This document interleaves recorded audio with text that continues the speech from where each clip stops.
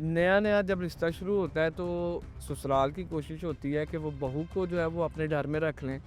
बहू की कोशिश होती है कि मैं इनको शटअप कॉल दे दूं ताकि इनको पता हो कि ये चीज़ें मुझे पसंद नहीं हैं। जो टिपिकल औरतें हैं या जो लोग पर्दा करने वाले हैं, जो इस तरह के वाइट कॉलर घराने हैं, वो लोग मॉडर्न नहीं होते। जो मॉडर्न होते हैं वो इस तरह आपके घर में वो घर गृहस्थी वाले नहीं होते। माँ की खिदमत करना, सुबह उठ के चाय देना, वो ये दोनों चीज़ें आपको इकट्ठी नहीं मिल सकती। अब जो खामद है ना, उसने दोनों साइड्स को जो है ना वो रखना होता है। डिफरेंट आप देखिएगा, लड़के को दोस्त कहेंगे कि यार तुम बदल गए हो, घर वाले बहन भाई कहेंगे कि आप पहले जैसे नहीं रहे। ऑब्वियसली वो पहले जैसा नहीं रहेगा। मेरा जिस्म मेरी मर्जी, ये वो चीज़ें हैं, वो लोग हैं जो ये हमारे जो टिपिकल हमारे घराने थे ना, उनके जो इन्वायरमेंट को ख़राब कर रहे हैं। अस्सलाम वालेकुम, वेलकम टू पीएसपी के जी स्पेशल पॉडकास्ट। दिस इज़ इकरा तबस्सुम। उम्मीद करती हूँ आप सब खैर खैरियत से होंगे। मेरे साथ एहसन रज़ा साहब मौजूद है। नाज़रीन, पिछले एक पॉडकास्ट में हमने बात की थी कि बहुत सारे लोग जो हैं अभी उनकी रेशो बढ़ गई है, उनकी शादियाँ नहीं हो रही लड़के लड़कियों की। इसी के साथ साथ जिनकी शादियाँ हो चुकी हैं उनकी डिवोर्स रेट भी बढ़ती चली जा रही है। अभी रिसेंट एक रिपोर्ट है, 2024 में ही एक रिपोर्ट इशू की गई है जिसमें 58% जो है डिवोर्स रेट बढ़ गया है। इसकी क्या रीज़न है, इसी पे आज हम डिस्कस करेंगे। जी हसन साहब।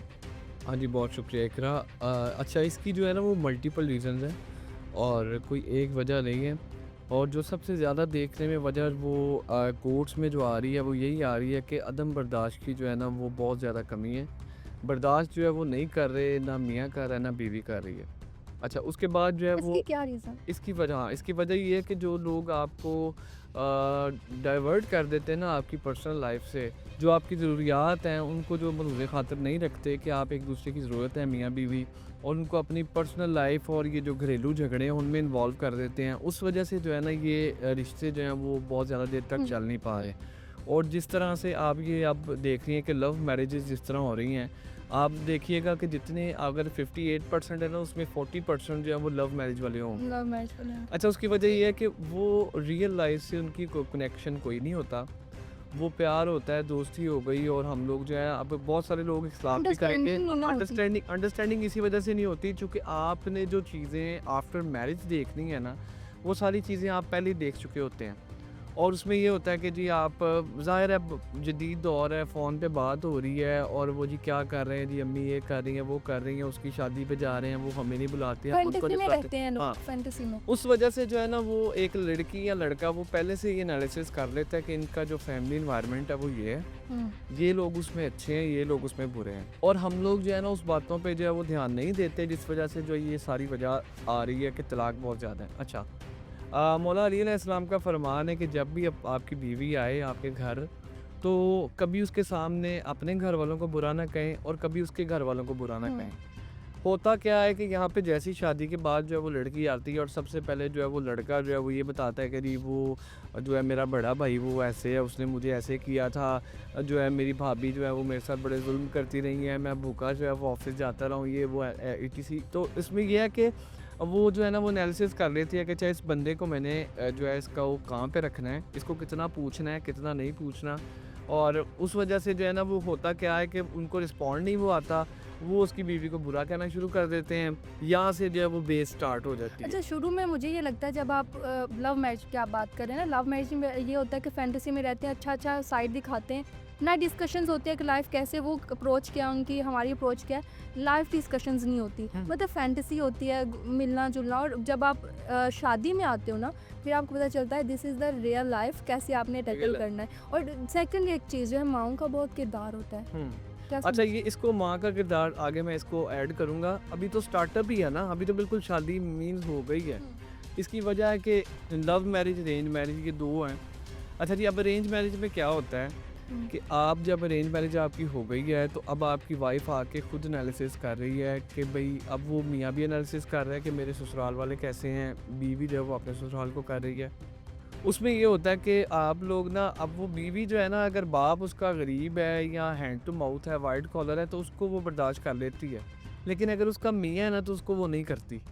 उसकी वजह ये है कि उसकी एक्सपेक्टेशन हमारे मुआशरे में ऐसी बना दी गई है कि आपने जब अपने घर, उसको होता है कि मैंने जब अपने घर जाना है तो मैंने ऐसे करना है, मैंने वैसे करना है, मेरी बादशाहत होगी, जो मैं कहूँगी वही होगा। और फेरी वो टेल हाँ, लाइफ वो इस तरह, हाँ, अच्छा वो ये सोचा होता है। अच्छा, वहाँ पे जाके अब ऐसा कुछ नहीं होता।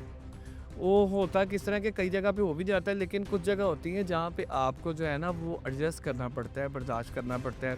अच्छा, अब जब नया-नया जब रिश्ता शुरू होता है तो ससुराल की कोशिश होती है कि वो बहू को जो है वो अपने घर में रख लें।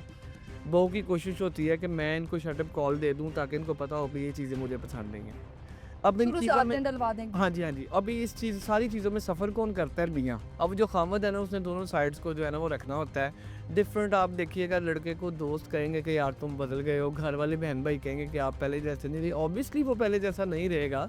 उसकी लाइफ़ में कोई एक नया बंदा आया है, उसने उसको एडजस्ट करना है, उसका माइंड लेवल अभी मैच नहीं हो रहा, पसंद-नापसंद का पता नहीं है। लेकिन तो एक्चुअली आप दूसरी तरफ देखें, वो भी तो घर छोड़ के आई होती है ना, उसको भी स्पेस तो मिलनी चाहिए। अच्छा। उसको भी बहुत ज़्यादा एक मार्जिन मिलना चाहिए, जो कि नहीं मिलता। अच्छा, मार्जिन किस तरह मिलना चाहिए? यहाँ पे जो है ना वो इस तरह का हो गया है, लाइक डिफरेंट तरह की जो बातें हैं ना वो रिलेट आपस में करती हैं। अब वो मार्जिन उसको क्या, मसलन अब वो बंदा कहता है जो एक बुनियादी हकूक़ होते हैं वो तो उसको मिल रहे हैं। अब वो जो चीज़ आउट ऑफ द वे हो के अगर कुछ डिमांड कर रही है, अब एक बंदे की सैलरी है 30,000 रुपया। आप उसको कह रहे हैं कि जी मैंने ये भी लेना है, ये भी खाना है, मेरा वो नहीं हुआ, वो नहीं हुआ। जब बेसिक नीड्स आपकी पूरी हो गई हैं, उसके बाद ये सारी चीज़ें आ जाती हैं एक्स्ट्रा में।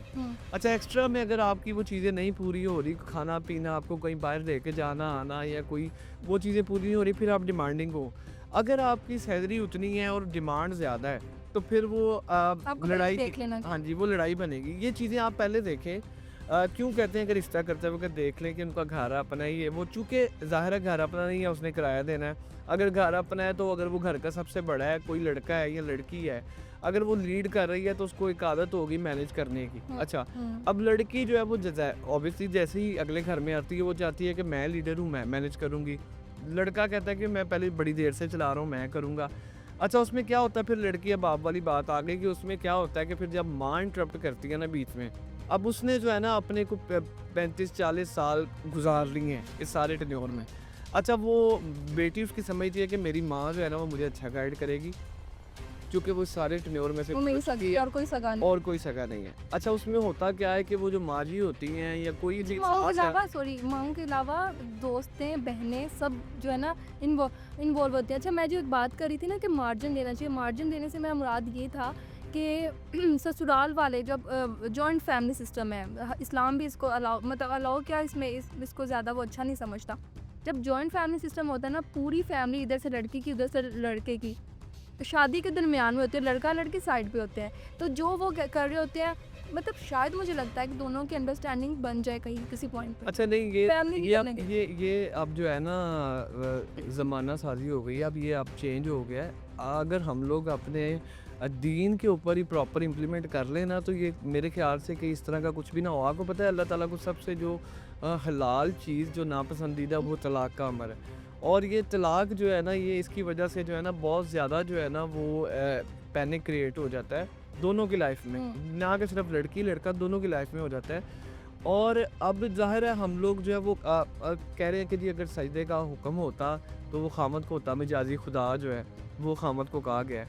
अब ये आपको जो है ना ये चेंज जो फ़र्क अल्लाह ताला ने दिया हुआ है ना, एक मर्द को ऊपर रखा है, औरत जो है वो उसका एक दर्जा नीचे, या ये हमें जो है ना इसको मद्देनज़र रखना पड़ेगा। अब हम जो है वो बराबरी के हकूक़ और बराबरी अब ये जैसे अब ये मेरा जिस्म मेरी मर्ज़ी, ये वो चीज़ें हैं, वो लोग हैं जो ये हमारे जो टिपिकल हमारे घराने थे ना उनके जो एनवायरनमेंट को ख़राब कर रहे हैं। इसकी वजह से जो है ना अभी तक जितनी आप डिवोर्स रेशो देखेंगे उसमें ज़्यादा यही होगा, जी मेरी नंद ने मुझे ऐसे कह दिया, मेरी सास ने ऐसे कह दिया। अच्छा, इसको अगर हम कुछ लोगों का अगर इतराज़ हो कि बराबरी की बात की जाए, बराबरी की बराबर तो है, लेकिन उसमें आसानी की गई औरत के लिए, रिस्पॉन्सिबिलिटीज़ में थोड़ी सी कमी की है। तो अगर बराबरी कह लें, मतलब बराबरी का तल्ख़ लफ़्ज़ बोल दिया जाता है कि बराबरी नहीं है, बराबरी कह रहे हैं, लेकिन औरत के लिए आसानियाँ हैं इस्लाम में। हाँ, इसलिए आसानियाँ आप उसको दे सकते हैं। हाँ, अब उसमें क्या है कि आप उसके हकूक़ पूरे करें। आप कम से कम जो है ना, बात ये बिगड़ती क्यों है, ये मसला यहाँ तक पहुँचता क्यों है, जब आप एक दूसरे की बात सुनते नहीं हैं। जब आप सुनेंगे ना एक दूसरे को तो उसके हल भी निकल आएंगे। आप सुनते नहीं हैं तो आप एक दूसरे को जो है ना काउंटर क्वेश्चंस करते रहते हैं। आप सुनते नहीं हैं तो आप काउंटर क्वेश्चन करते रहते हैं, जिस वजह से जो है ना ये मामलात यहाँ तक ख़राब हो जाते हैं कि आप जो है ना वो तलाक की नौबत आ जाती है। अच्छा, तो इसमें जो है ना वो ज़्यादातर जो है वो मसाइल जो हैं वो इस तरह के आ रहे हैं कि जब एक दूसरे को सुनना शुरू कर देंगे ना तो बात का हल भी निकल आएगा। हमारा यहाँ पे है कि उल्टा हो रहा है, हर चीज़ उल्टी हो रही है, चूँकि हम लोग दीन से दूर हो गए हैं, हमें कुछ इस तरह का पता नहीं है। अब अगर औलाद नहीं हो रही तो औरत को डिवोर्स दे रहे हैं, तो मर्द को ये नहीं पता कि औलाद तो उसके नसीब की है। और अगर पैसे नहीं आ रहे, बीवी घर में परेशान है, तो फरावानी नहीं है पैसे की, तो ये उसके नसीब का रिस्क घर में आना है। तो हम लोग ना एक दूसरे की जो मसले मसाइल हैं, क्लेम एक दूसरे पे डाल रहे हैं, जिस वजह से हम लोग यहाँ तक पहुँच गए हैं कि हम लोग डिवोर्स दे देते हैं। अच्छा, अब आगे क्या होता है कि हम लोग जो है ना किसी की बात सुनने को तैयार नहीं है। जब आप कोई भी, ज़रूरी नहीं मियाँ बीवी, आपका अगर ज़ाती फैमिली का कोई भी मसला आप किसी को दे दोगे ना, तो वो फिर आपने अपनी घर की बात उसको दे दी है। अब ये उसका अपना दिल करे वो इसको किधर मोड़ दे। अगर कोई हल करने वाला होगा, कोई बड़ा होगा या कोई पंचायत जो जरगा शरगा होते हैं, वो इसमें ये होता है जो चीज़ आप पे गुजर रही है ना, वो उसको नहीं पता। वो एक जो नॉर्मल एक कल्चरल उसको बात समझ के हल करने की कोशिश करेगा, जो कि उससे नहीं होगी, और वो फ़ैसला वो कर देगा जो कि शायद किसी के हक़ में ना हो। तो ठीक है, ये तो हम जानते हैं कि कुछ ऐसी वजूहात होती हैं डिवोर्स की, और ये इतना कॉमन हो चुका है कि हमें मज़ीद उसको को बार बार बात करने की भी ज़रूरत है। सब जानते हैं कि डिवोर्स की क्या क्या वजूहात है। माँओं से ट्यूशन लेना, जो लड़कियां माँओं से ट्यूशन लेती हैं अपना दिमाग इस्तेमाल नहीं करती और पैम्परिंग चाहती हैं, फैंटेसी में रहना चाहती हैं। जैसे दूसरी तरफ लड़के की एक्सपेक्टेशंस इतनी होती हैं कि लड़की जो है ना ओवर मतलब ऑल इन वन हो, और फिर ससुराल वाले भी उनके अपने रोल्स होते हैं। इसके अलावा आप क्या समझते हैं, आपका एक्सपीरियंस भी है इसके साथ साथ, क्या लगता है आपके नज़रिए के मुताबिक इसको कम करने के लिए क्या करना चाहिए? फॉर एग्ज़ाम्पल आज से 10 साल पहले देखेंगे, हमारी माँओं के दौर देखें तो वहाँ पर डिवोर्स रेट उस दौर में कम थे, अब बहुत इंक्रीज़ होते चले जा रहे हैं और बढ़ते चले जा रहे हैं।